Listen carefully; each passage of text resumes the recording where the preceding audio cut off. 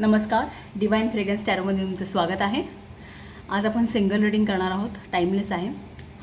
आज आपण जे रीडिंग करणार आहोत ना, त्याचा सब्जेक्ट असा आहे की what is a current story of your life.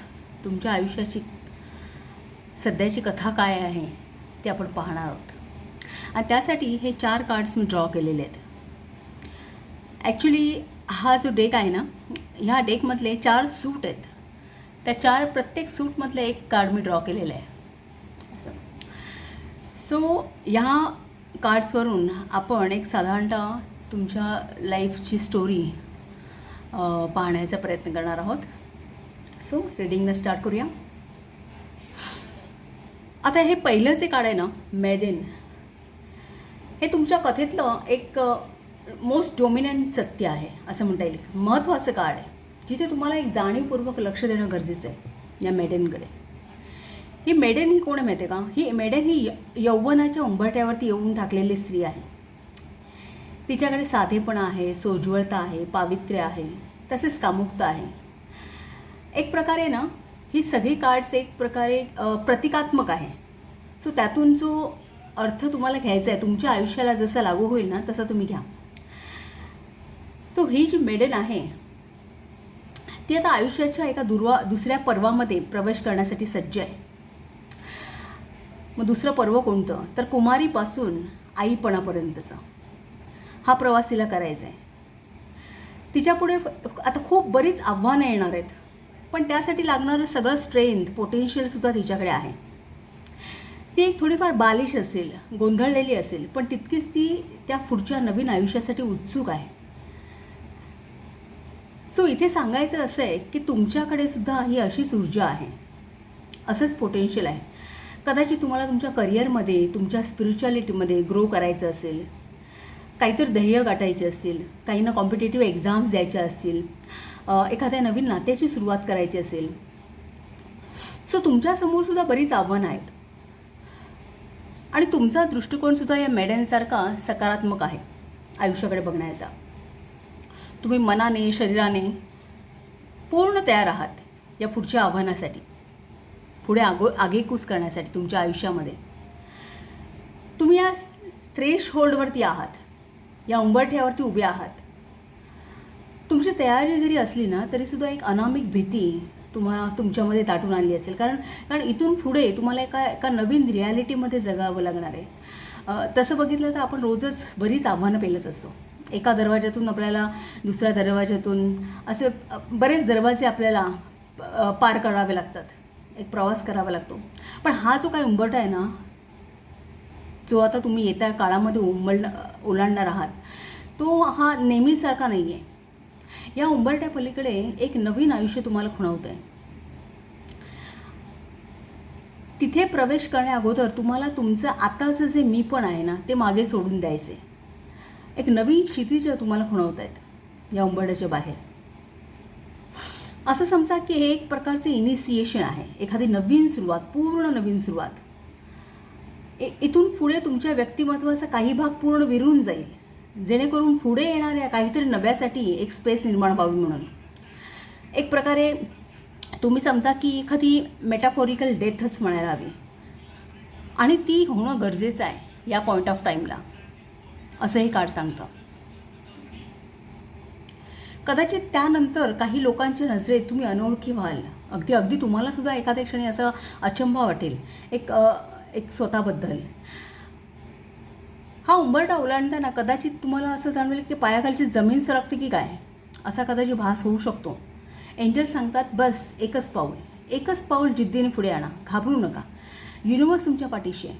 ही संधी मर्यादित आहे. तुम्ही तयार आहात, तुम्ही लायक आहात आणि म्हणून तुम्हाला मिळाली आहे.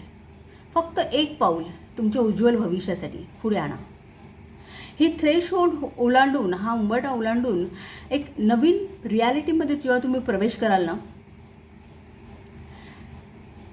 तेव्हा कदाचित तुम्हाला जीवनाची नवीन आव्हानं पेलावे लागतील. मग ते एखादं प्रमोशन असेल, एखादं नवीन नातं असेल, किंवा तुमची एक नवीन स्पिरिच्युअल अपलिफ्टमेंट असेल. जसा हुद्दा वाढला की जबाबदाऱ्या वाढतात ना, तसं एक प्रकारे तुमचं एक नवीन वर्षन तुम्हाला दिसेल. पण जबाबदाऱ्या वाढणार हे नक्कीच, शारीरिक पण आणि मानसिक पण. हे वेसलचे जे कार्ड आहे ना, हे सांगतं की आपली फिजिकल बॉडी जी आहे ती एक उत्कृष्ट प्रकारचे वेसल आहे. इनफॅक्ट तुम्हाला ही अशी वेसल ना ठाई ठाई तुम्हाला दिसतील. जसं एखादं भांडं लिक्विड धरून ठेवतं किंवा आपलं शरीर आपले सगळे ऑर्गन्स धरून ठेवतं. आपलं घर, त्यामध्ये आपलं कुटुंब सुरक्षित राहतं. जसं घरट्यामध्ये अंडी राहतात सुरक्षित. आपले एखाद्या सेविंग अकाउंटमध्ये आपले सगळे अर्निंग्स सुरक्षित राहतात. अगदी ब्रह्मांडामध्ये सुद्धा हे ग्रह तारे त्या गुरुत्वाकर्षणाच्या बलावरती धरून ठेवल्यासारखे त्यांच्या ऑर्बिटमध्ये फिरत असतात.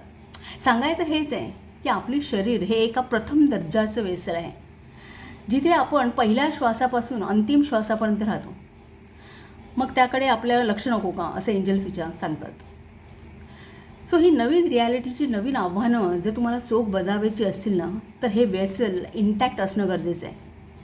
मग तुम्ही ठरवायचं की आता तुमचं वेसल बिल्ड करायला लागणार आहे, ब्रेक करायचं आहे का रिपेअर करायचं आहे. हीच वेळ आहे. तुम्ही अगदी कुठलीही हिलिंग स्ट्रॅटेजी किंवा एखादी हिलिंग एखादी प्रोसेस वापरायची जरी म्हटली ना, तर जोपर्यंत हे वेसल मजबूत, स्थिर आणि एक आकर्षक, मोहक नसेल ना, तर ते हिलिंगसुद्धा टिकणार नाही. आणि म्हणून एंजल सांगतात की वेळीच सावध व्हा. जेव्हा ही नवीन रिॲलिटी तुम्ही खूप समरसून जगाल, पुढे जाऊन तुम्ही खूप काही नवीन ज्ञान मिळवणार आहात, खूप काही नवीन अनुभव गाठीला बांधणार आहात. या जिनॉसिससारखं. हे जिनॉसिस म्हणजे ज्ञान, माहिती. तुम्ही मग या जिनॉसिसचे गार्डियन व्हाल. जसा हा पक्षी नाही का, हे ज्ञान आहे, याच्याभोवती हा फिरतो आहे, गिरट्या घालतो आहे, कारण हे त्याच्या मालकीचं आहे.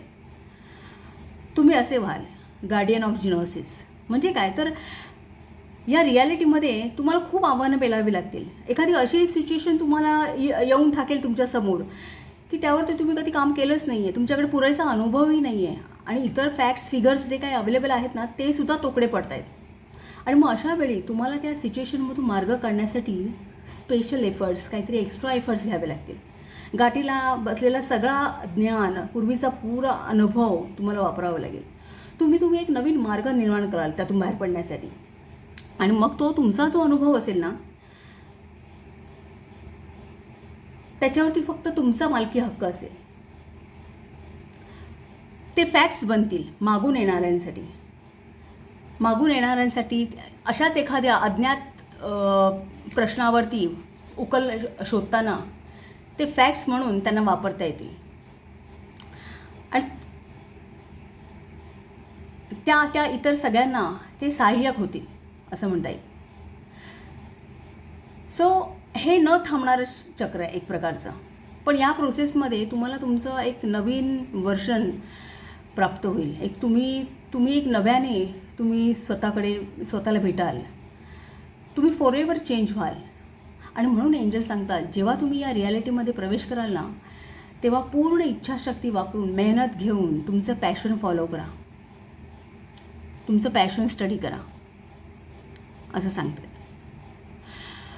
सो हे काही इंटरप्रिटेशन होतं या कार्ड्सचं, जे एंजल्स तुम्हाला सांगू इच्छित आहेत. एक सध्याची तुमची सिच्युएशन, सध्याचं तुमचं एक तुमची कथा. सो तुम्हाला हे रीडिंग कसं वाटलं हे नक्की सांगा. आवडलं असेल तर चॅनलला शेअर करा, सबस्क्राईब करा, लाईक करा आणि असंच पाहत राहा. थँक्यू.